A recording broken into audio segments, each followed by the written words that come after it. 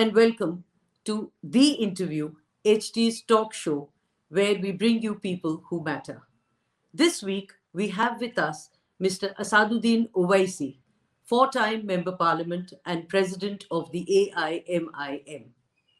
Thank you for joining us, Mr. Owaisi, and welcome to the show. Let me talk upfront about the vaccine, and let me ask you, is the COVID vaccine permissible under the Islamic law?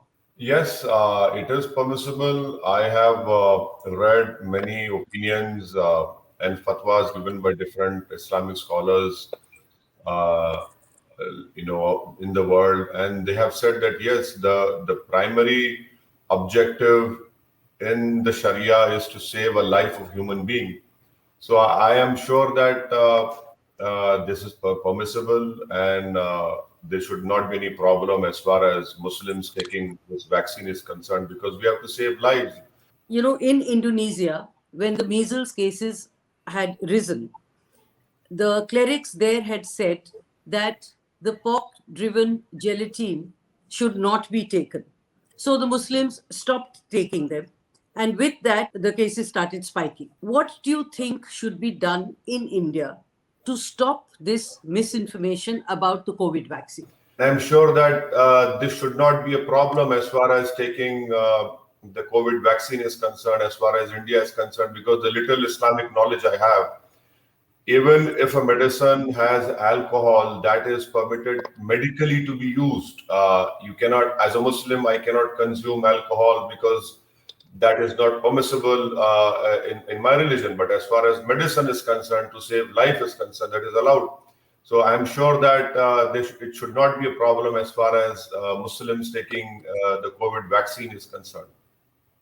So what steps do you think can be taken to stop spread of this disinformation? And have you, as an MP or your party, done anything specific? Madam, I have not seen any resistance or any misinformation or any Islamic scholar or a mufti. You know, even if you are an Islamic scholar, you have to be a mufti, giving any statements which corroborates what you're saying. So, if you can pinpoint to me any such statement that has been made by any mufti of let us say, a responsible Islamic seminary, then of course I can get back to you by speaking to them. What about the Raza Academy, where they gave this call in December? What was that call? That was to say that the vaccine is haram because it has pork-derived gelatin, and Muslims should not take it.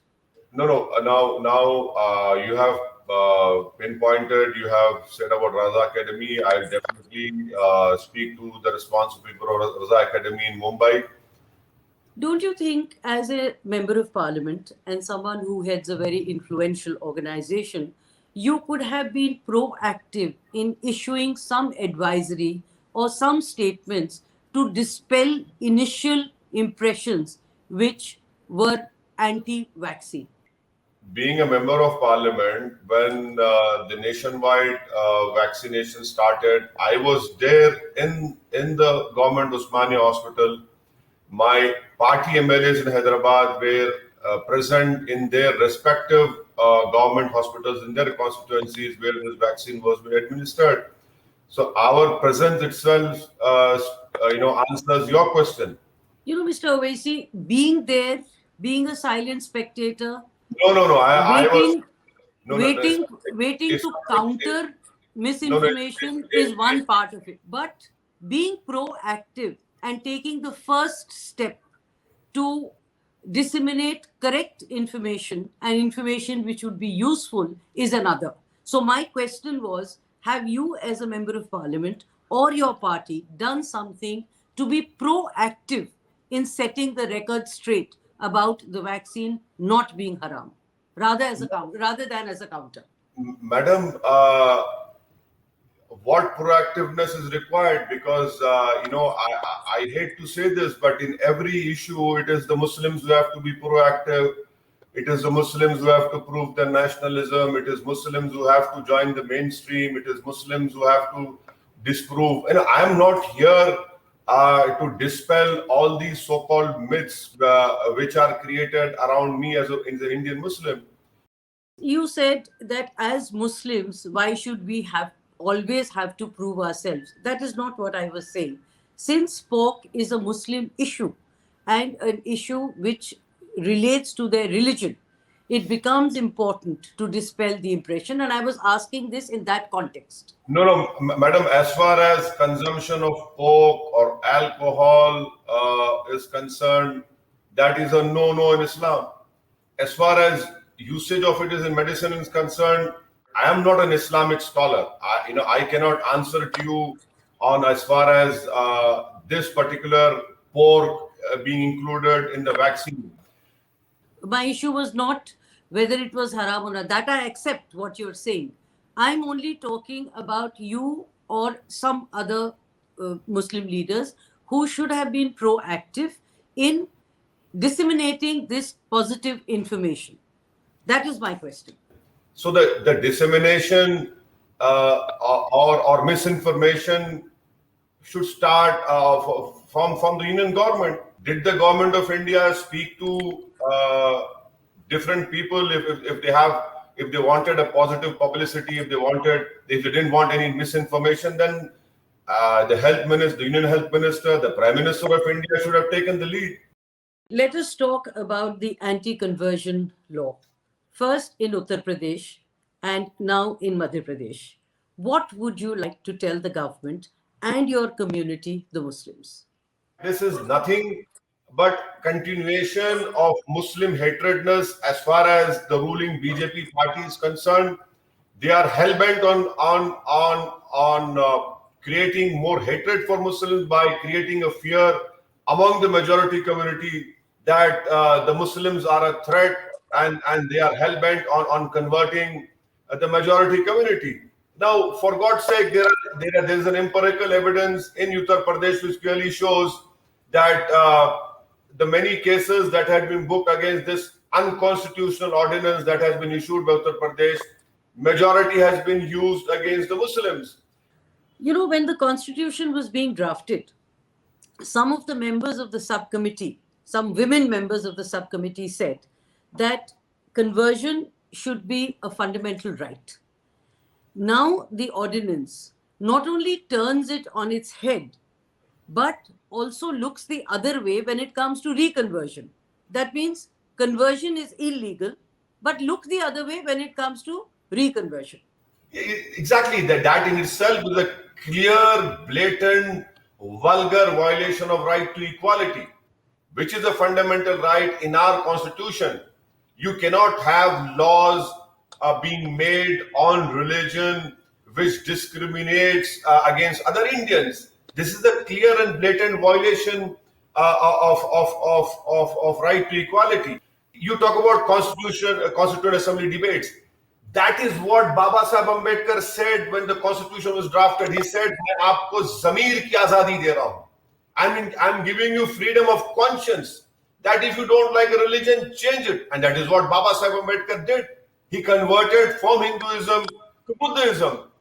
You know, some retired judges, about 14 of them, have written to the UP Chief Minister saying that to interpret this as anti-Muslim is gross misrepresentation. What would you say to that? If those judges are saying, have made such a statement, I would request those honorable lordships to They are please, retired judges. They are retired judges. I still call them lordships.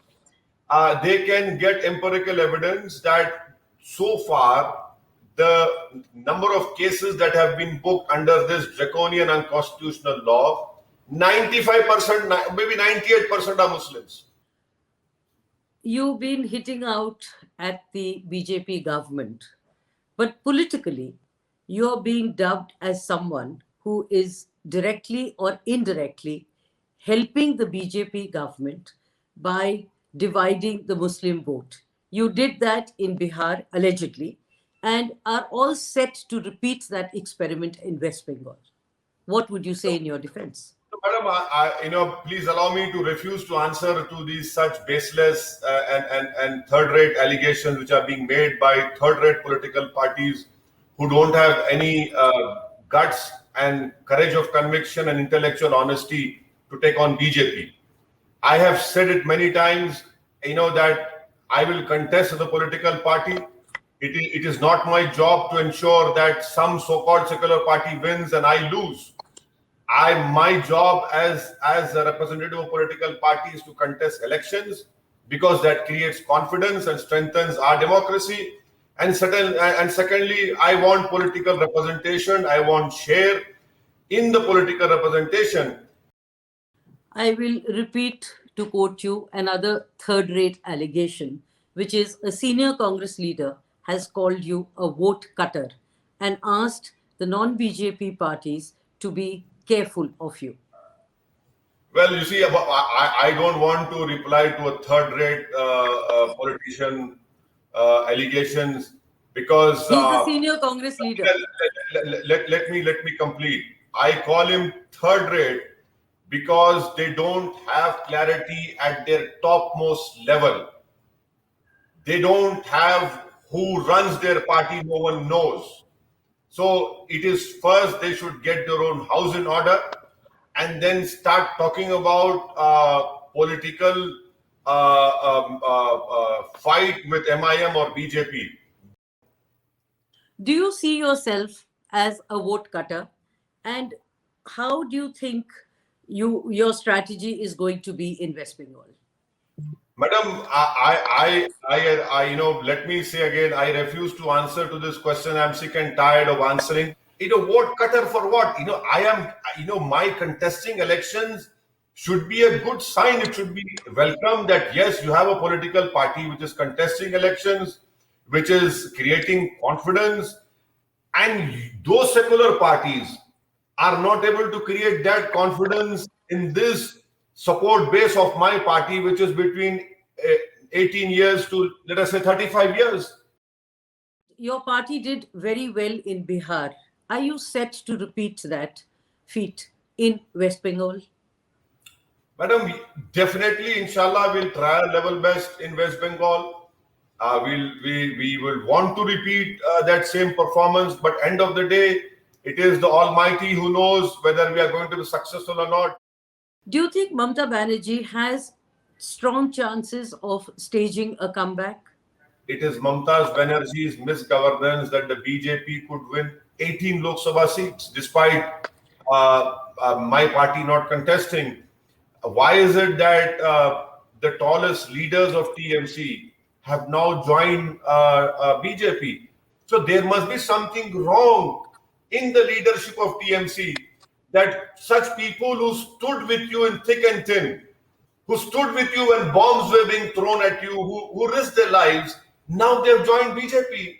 I feel very shocked, and I'm sad that Mamata Banerjee is not able to control people who stood with her when she was not in power, when she was only a single Lok Sabha MP.